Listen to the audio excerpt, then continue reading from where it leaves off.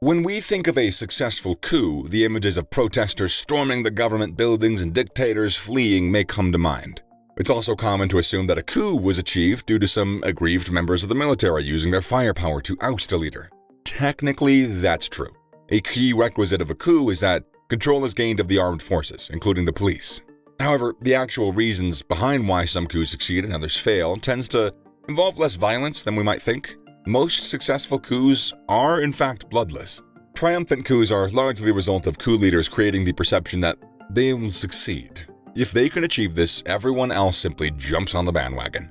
It's easier and safer to go with what seems to be popular. Plus, the fear of being one of the few remaining loyalists and suffering the consequences can be a huge motivator in jumping ship. Unsuccessful coups fail to do this. Those in charge of the coup are unable to convince the majority that they will succeed. They lack the ability to manipulate public perception, and when the coup fails, they'll often be dealt with severely. One of the earliest modern coups was carried out by Napoleon in 1799. Instead of using his considerable military sway to use force and overthrow the government, Napoleon relied on good old-fashioned influence, good old-fashioned charm. He had just returned from a successful campaign in Egypt, and he had a mighty reputation as a military leader.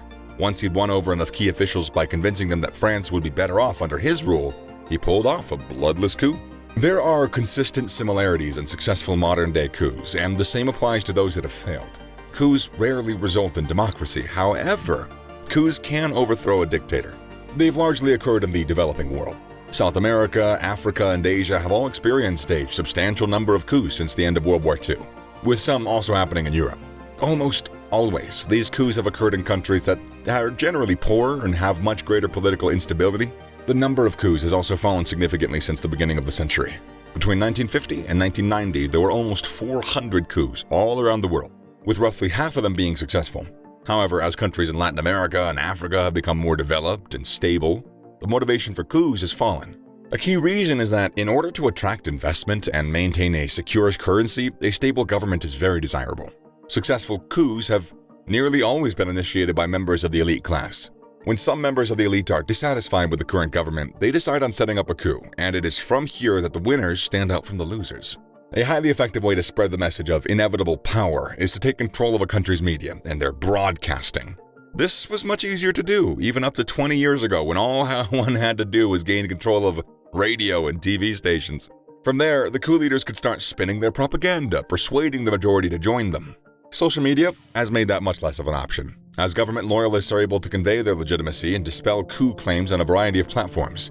Having said that, a savvy coup group can also utilize social media to effectively sway public opinion. It's a double-edged sword, we'll call it.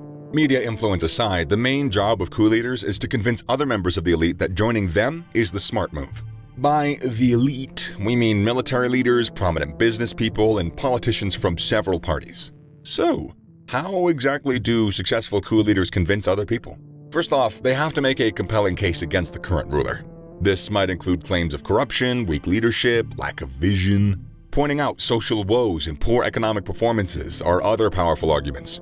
Next, the coup leaders must present their vision for the country's future and promises how much better things will be once they are in charge. A stronger economy, improved human rights, more freedom of speech, political stability, all of these are very persuasive factors. This should be explained to all ranks of the military, as well as the general public. Slogans and passionate speeches are a good start, as it's a smart use of social media campaigns. But it's not just about presenting convincing policies and promises, though. Crucial to getting the message out there is a strong system of communication. There should be a clear line of communication between the coup planners and their targeted figures in the military and the media. It's crucial that this is done without the government's knowledge or intervention. In many ways, staging a coup is a confidence game. Successful coup leaders don't say, "We will win." Instead, they go all out and claim, "We've already won." This approach has proven to be a potent weapon in winning people over. Coups that are unable to tick these boxes will ultimately fail, every time. Some of the most famous coups in history have been accomplished by smart networking and irresistible displays of self-belief. In 1969, Libyan King Idris left the country for a leg operation. A few dozen disgruntled soldiers in his army quickly seized the opportunity and drove several army vehicles up to the government buildings and then secured the nation's broadcasting outlets. They announced that the monarchy was no more and that a successful coup had been achieved. Libya's military assumed their leaders had staged a coup and immediately set about taking control of all government buildings, offices, transportation links. When the country discovered it was, in fact, a 27-year-old signals captain behind the coup, they were stunned. But it was too late. Muammar Gaddafi went to rule Libya for 42 years. This was a classic example of coup planners bluffing their way into power. And like most other successful coups, violence wasn't necessary. Of course, things don't always go according to plan, though. For every coup that's completed, there's another attempted coup that completely flopped. More recently, in 2016, the Turkish government resisted an attempted coup from a rebel faction in its military. It was almost an example of how not to attempt a coup. For starters, the coup leaders failed to establish any trust or support from Turkey's elite classes. They simply opted for a violent removal of President Erdogan and his government. Tanks thundered into public squares, coup supporters fired at protesters, and air attacks were launched by fighter planes. Despite the impressive firepower on display, the coup leaders were met with fierce resistance by soldiers and police loyal to Erdogan, as well as masses of protesters.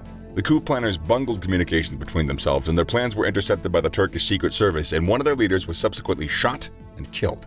Most critically, the coup leaders failed to convince anybody worth convincing that Erdogan should be replaced. They simply went in gung-ho, naively expecting to steamroll through to power.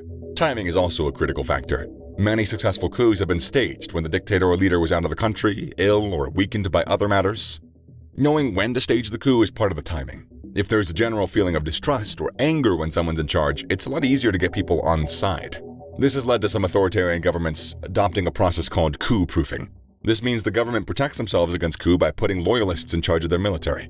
The loyalists may even be relatives. However, they're usually ineffective as military leaders, so while the government may be protected against a coup, the militaries are weakened. Even if a coup is successful, though, it may not always bring mass change. In 2017, Zimbabwe's elite decided that they'd had enough of Robert Mugabe, who had been in power for 30 years. They simply staged a coup and replaced him with Emerson Mnangagwa, who suited their needs better. In coups such as these, their wealth remains unevenly distributed and human rights are still denied. The global reaction may be to impose sanctions. This can be inconsistent, however, as various governments choose to punish coup leaders or turn a blind eye depending on their geopolitical interests.